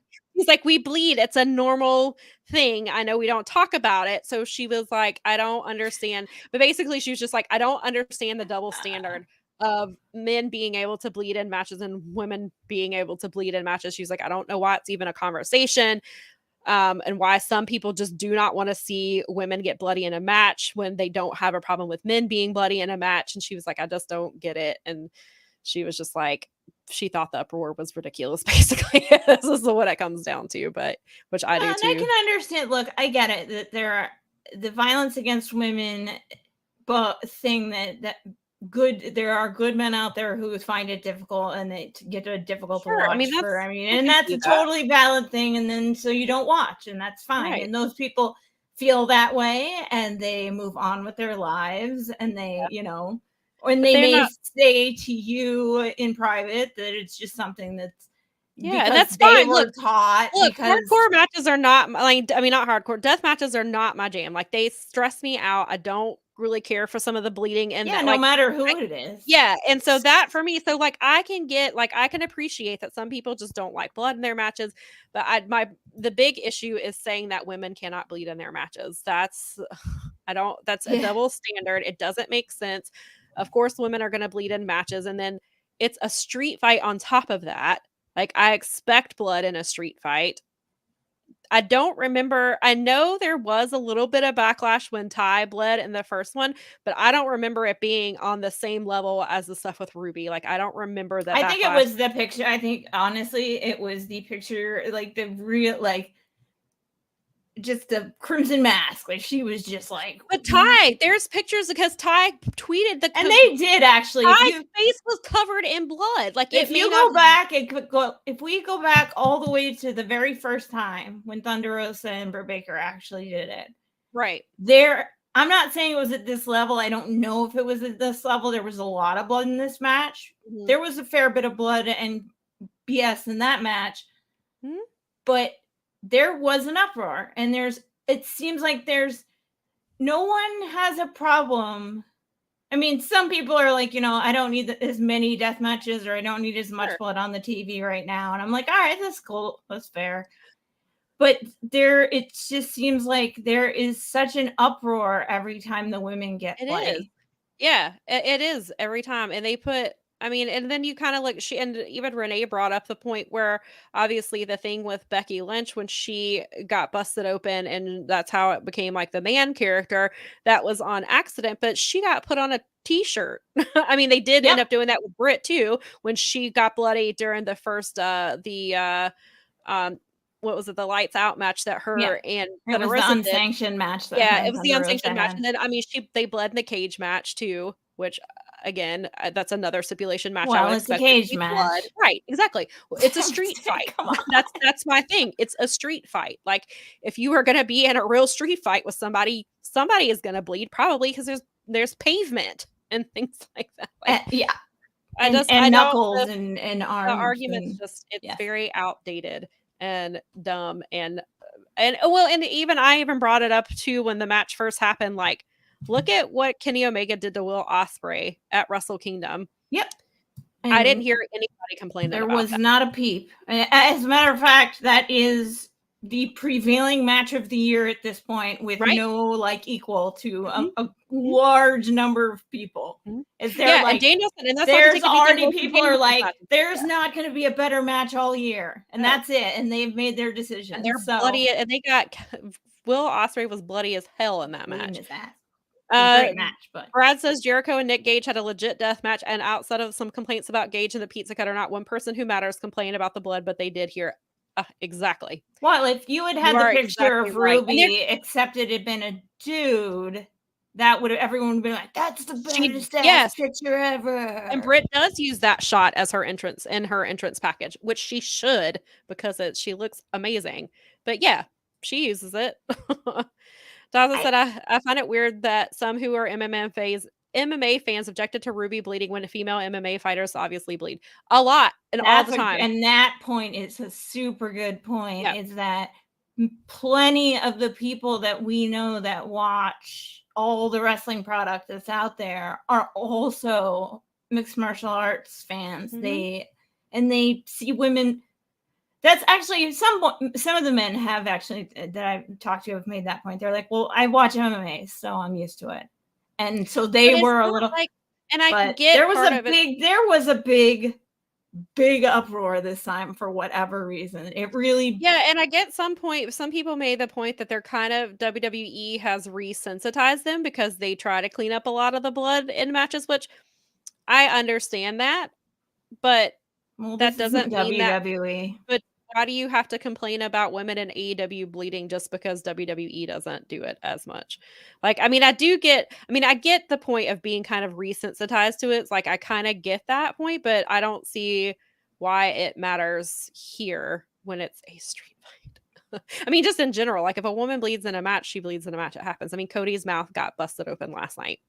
And he wasn't bleeding that bad, But he bled in his match because Cody Rhodes and he bleeds in his matches. Well, he has to. He's gonna find out. I mean, the only way he can recharge or whatever. That's probably how he won last night. He's like, "Oh, I'm bleeding. I can win now." But so because we're talking about this in the AEW stuff, so last week, we talked about the whole AEW OGs versus Invaders storyline and some of the questionable things that we had about getting to that. And they kind of moved away from it this week. I don't know if it's because they didn't have Saraya involved, but they moved away from that whole trope of, what have you ever done? But I was so on Rampage, they did a pre-tape segment that was Britt and Renee was trying to interview Ruby, and then Britt comes up and was like, told her she needs to grow a spine and pick a side. But I was like, but she already did. Like on Dynamite, she said that she felt basically she found a home in AEW, and so it seemed like she was going with the OG. So I didn't understand that part of it. But basically, she told her to pick a side, and if she's smart, she'll pick the right side. So it's like, I feel like we're going backwards a little bit, but I think we know where Ruby stands. Like I didn't think that was a question. We did, but I was under the impression that maybe that was her final warning. Maybe. Yeah, I was like, well, we know where Ruby stands. Like that's not a question. At least for me, I thought Ruby answered that question, and I was like, I don't know what that was about. So it seems that they're moving away from some of the questionable stuff we had talked about. So then people, they did have a match. So Britt was supposed to be in Wednesday's match, and then Britt was injured. And it turns out apparently she was injured in real life, but it wasn't that bad. Like she could have competed, but they, I guess, wanted to just risk it. Right. And they didn't want to make it worse. So they pulled her out of the match, and then they did the distraction spot, which I get. People were like, this is WWE type thing, which it is. WWE definitely does utilize the distraction a lot, but it worked. I feel like it worked here just because they got Britt out there. We know where Britt. We obviously know where Britt I guess stands. the question is it shouldn't be like WWE does this all the time. The question is, does AEW do this all the time? And I mean, there was a little bit of time where they were doing some of the distractions, or are they doing it at the right time? Because it is in the fundamental sense of storytelling, throwing that that obstacle in there is something that is part of storytelling. So you're going to have to or that distraction that. I felt look over here. That place I felt was warranted just because it furthers the storyline a little bit, because Britt clearly is, she's the original. Saraya is the one she's talking about when she says, because she did it already. They did that in Saraya versus Britt. They did that in their storyline where Saraya's like, yeah, I've been to Japan and I've done this and you haven't done anything for 3 years. And we were like, she literally put this division on her back for a while, but okay. So they're doing the same thing. The most unlikely lady in the universe to actually become the face of the division in my, from her start, I was like, what is this? Now she's the face of the division. Right. Daza says he wonders what would the plan for the 3-way would have been if they had done that. Yeah, and I wonder that too. So I don't know if maybe that was another reason they're like, let's just pull her to make sure she doesn't get hurt worse. She may not actually miss any time. They do have a pay-per-view coming up, and they do kind of it's still a month away, but they need to make sure she doesn't get hurt. Daza says Saraya and Tony should have attacked and beat down Reba to draw Hayter and Britt into this feud. That could still happen, I guess. That's still a possibility. And like we've talked about, like which women will be involved in this. Like, are they gonna bring in Ty and Anna into this? Are they gonna because we've talked about how Ty could be on the Invaders side because she is a product of the WWE Performance Center. And they didn't book her correctly there, which again goes back to the argument, like they didn't treat Tony well, they didn't treat Saraya well, they didn't treat Ty well. And around we go to them not treating the women right. Wow, it's like they just went from one company to another and still had we went all the way around and ended up back in the 30th anniversary of the Raw show. Right. Yeah, so no one can actually. It kind of sucks because if you start watching things like the women like TJPW and Stardom, some of these women, yeah. wow, like watch what they're doing and do that. Yeah. Holy cow, that. Don't let the wrestling universe bug bite you, Sam. I'm telling you. That 2 weeks. I know. They give you the first 2 weeks for free, and I don't know, man. Yeah, I know I need to watch it and get into it, but yeah. Don't do it. Just wait. That free 2 weeks will be waiting for you once you're caught up. If we do that, it'll have to be like after more than Mania week because it's gotta be after Mania. It's gonna be way after that because I'm already like waiting for the collective to announce like what they're doing because Joey Janela, yeah, so the tickets went on sale Friday and Joey Janela's kind of started to hint a little bit about some stuff, and I still want my match. Like, so we talked about it on an episode last year that the match that I think that they should do that should do at Spring Break is they should do the Juice Juventud Guerrera versus Juice Robinson versus Juicy Finau and just have a big juicy match. The juiciest match ever. Yeah, the juiciest match ever at Joey Janela's Spring Break. So I still want that match to happen. And so every time he's like, there's a big match, I was like, yeah. Does this a Stardom, join the Real Revolution?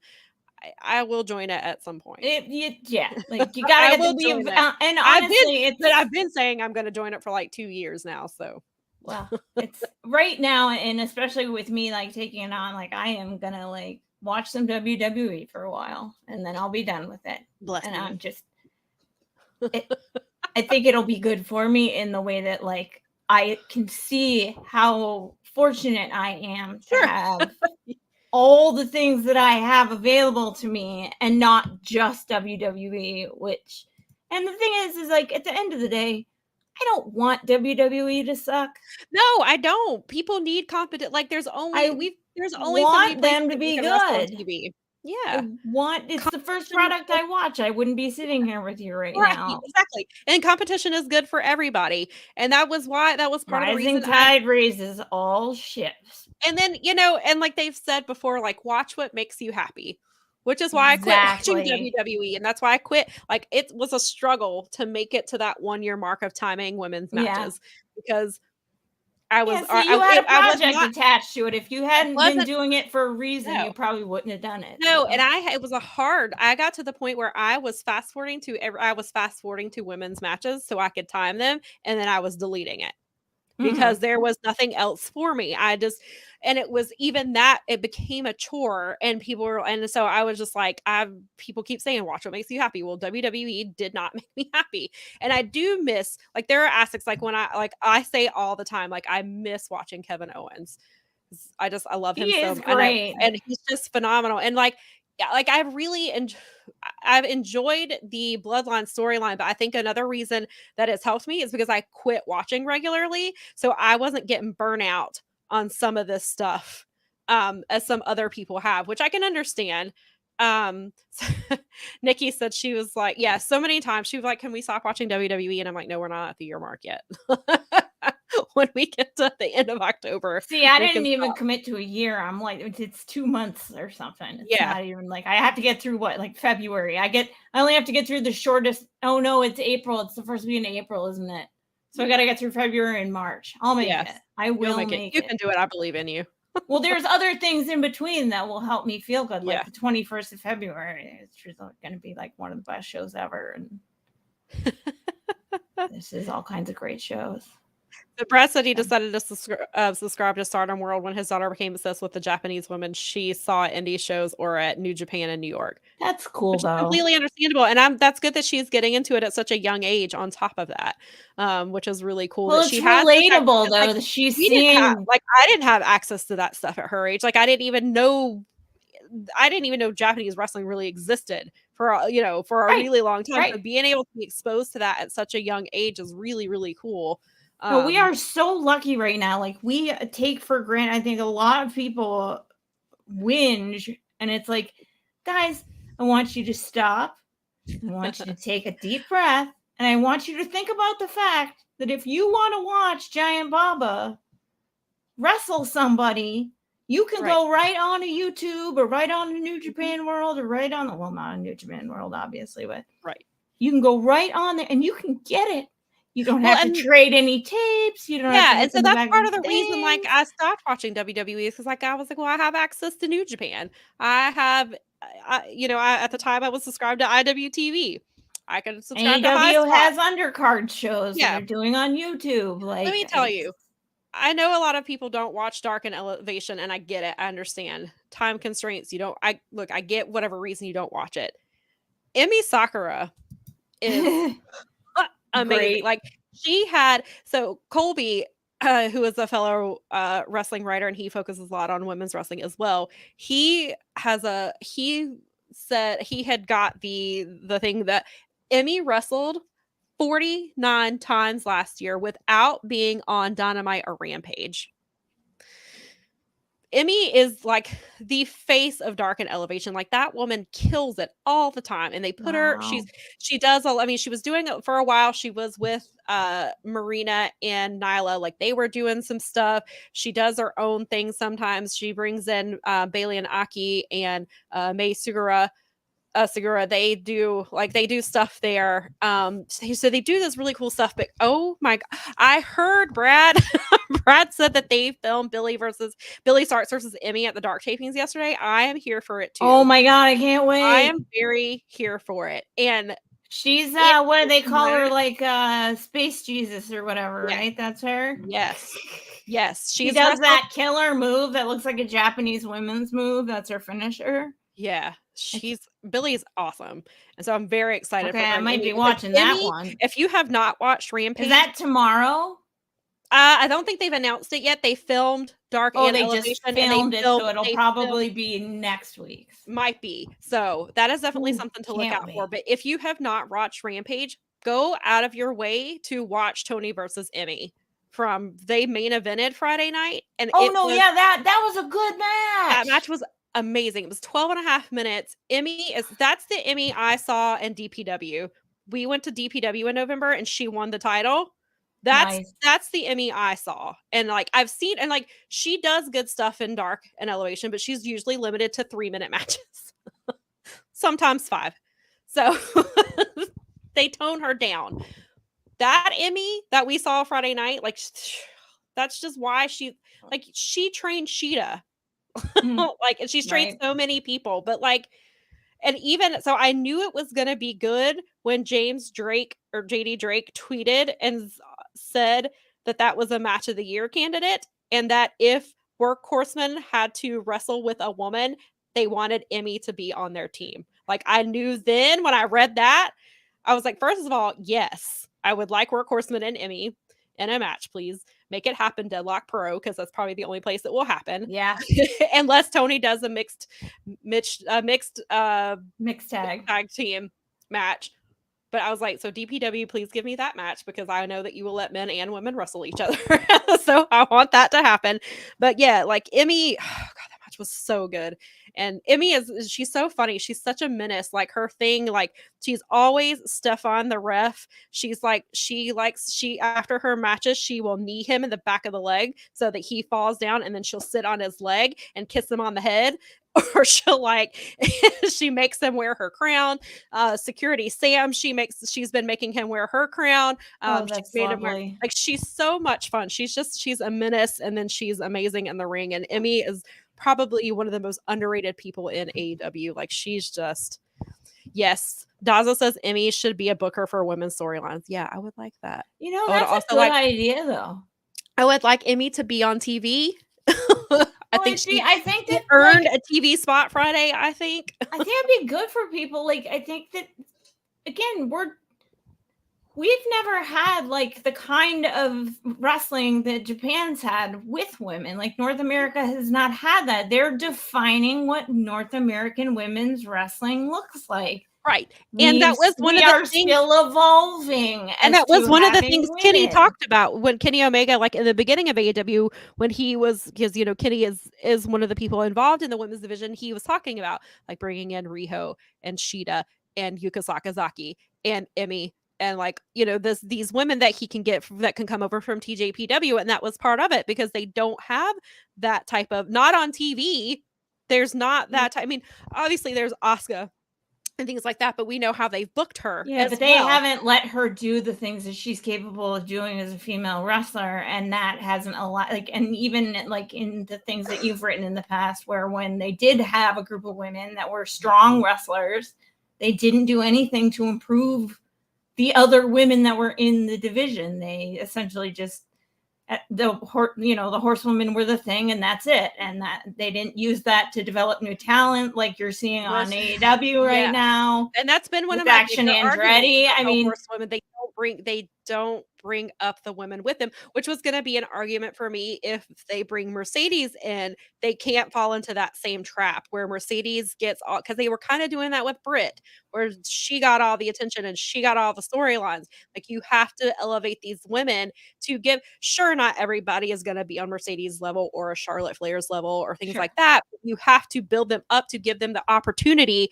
to be. Well, they're never going to be that way if they don't get practice. Well, I mean, and it's kind of like Alexa Bliss is kind of like, it's the 4 horsewomen and then like maybe Alexa Bliss. And I mean, I guess Bianca's kind of transcended that as a champion now, but like, that's kind of like, you have these women who Asuka, unfortunately, on the main division, on the main roster, had got put into that category because she couldn't break past, the 4 horsewomen, even when when Charlotte was her tag team partner. Like, they weren't doing anything. And so that's definitely something that they need to do here, is let these women, sure. And I'm not saying these women are going to be a Toni Storm or a Jamie Hayter or anything like that, but they're never going to get that opportunity if you don't give them opportunities against these women to build that up. So definitely. And so I'll go back to what Daza was saying. Daza said he messed up so many VCR tape heads playing barely watchable bootlegs of Japanese show that he had to import, and fans have it easy today. They do. They do. We're lucky. So if you don't want to watch WWE, you don't have to. If you don't want to watch AEW, you don't have to. Like, there's stuff out there. Then Daza also brought up Tony and Soraya's beef could be with fans who have been lukewarm to them, annoyed that everyone raves over Hayter versus Shida, so that they are targeting their favorites. Yeah, that's a heel way to go about stuff without attacking the division and attacking the company that they work for. That's a simple solution, I think, to how they can handle this without being, I'm ex WWE, so I'm better than you, which is what the story has been. Know it. Yeah, no, I thought that too. Yeah, that's exactly what I thought. And then, but yeah, I mean, like, the story is there, and I think they could do a lot with it. And then we kind of see, like, and even so, Friday night on Rampage, like they moved that story forward a little bit, even though Britt's comments to Ruby were a little weird since Ruby's kind of established. Yeah, that. right. And they also, on the other side of things, so now we know who Jade is wrestling for match 50. She is wrestling Red Velvet, which is what we figured was going to happen, but they made it official Friday. I saw the graphic last night. So we are getting Jade versus Red Velvet for, and if assuming Jade wins on Wednesday, she will be 50-0. But I think I don't think Red Velvet wins here, but Red Velvet could, like, I could see, we've made the argument for how they could make that work as her as champion. I don't think that's the route they're going. I really don't know. I really don't know what they're doing. I can't figure this out.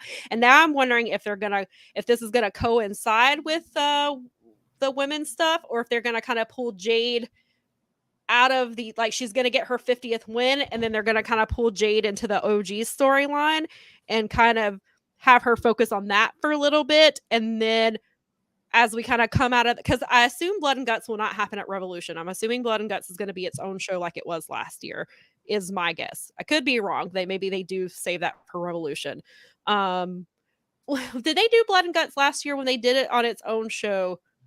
They did Blood and Guts on its own show because I was there, because no, I was saying, I know you were there, but was it after Revolution? It was after Forbidden Door.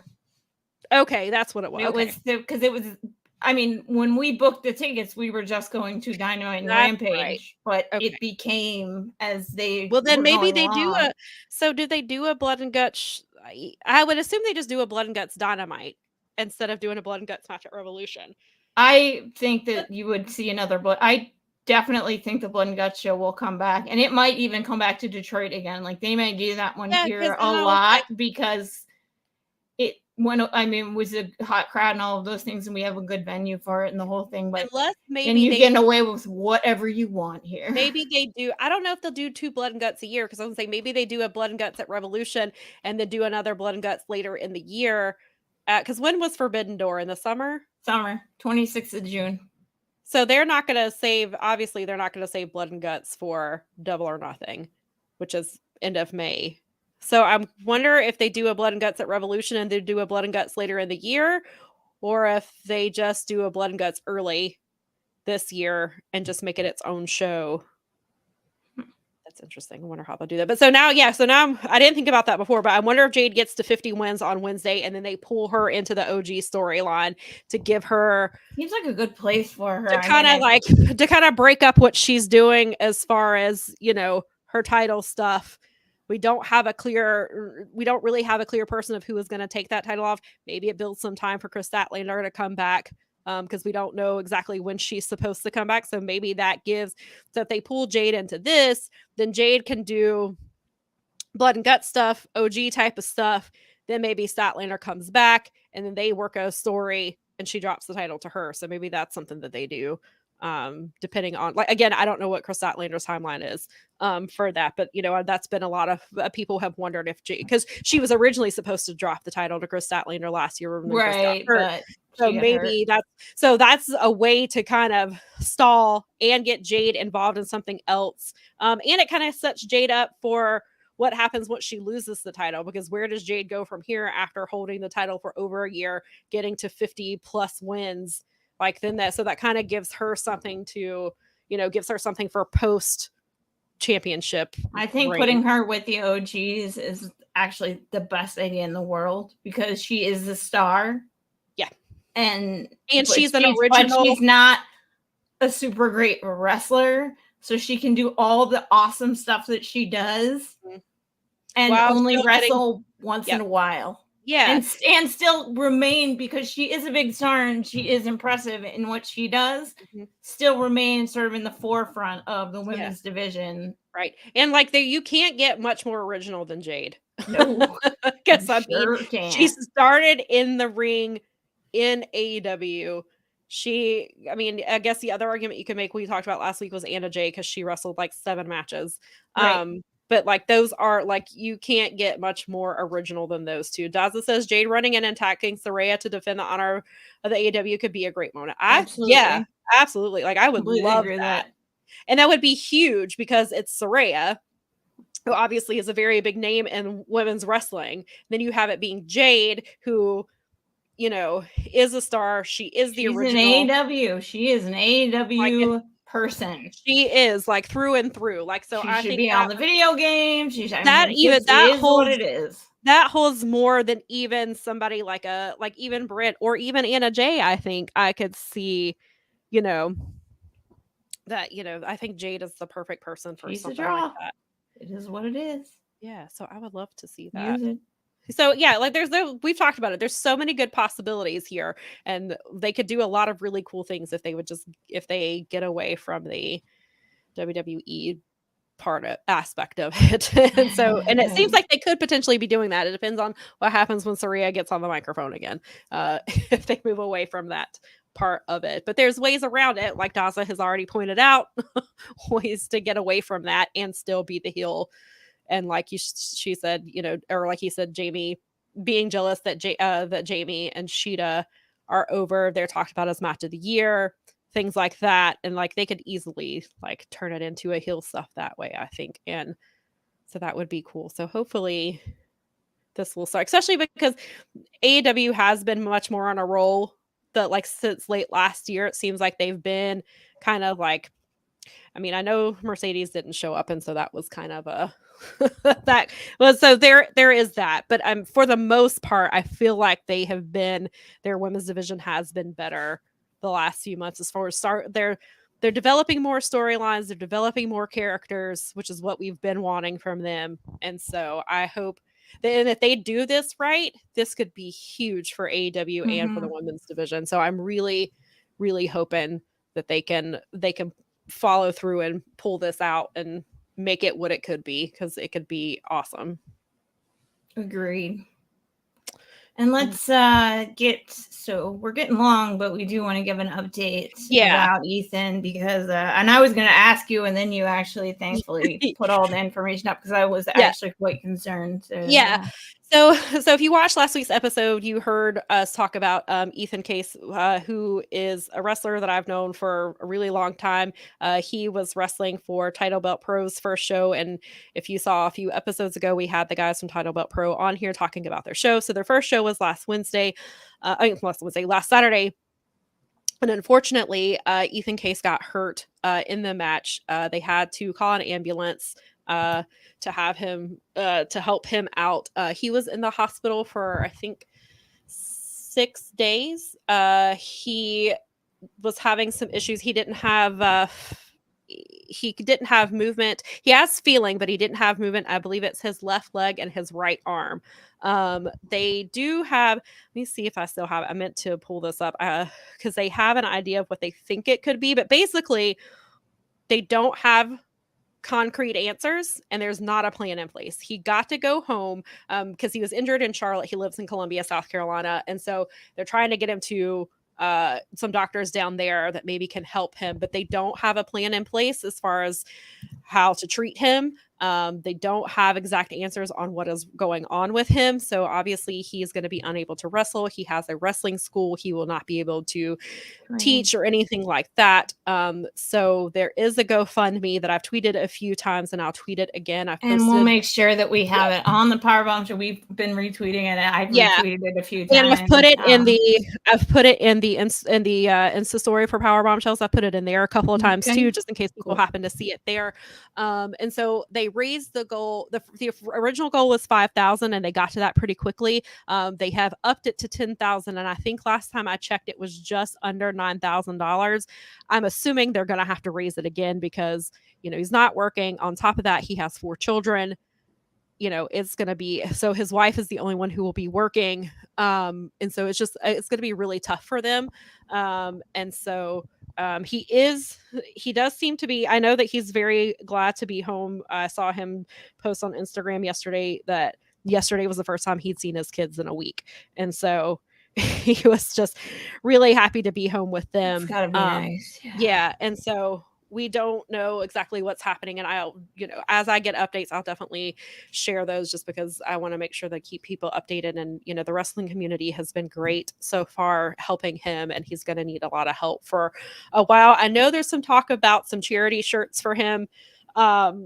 I know that there's a couple of things that are in place, but I think might be some other things coming. So I can always post links to that too. I'll obviously tweet them, but I can retweet it onto Powerbombshells so that if they happen to be interested, that, they're more that you don't feel like you have to do anything like that, but definitely retweeting and getting the word out is super helpful.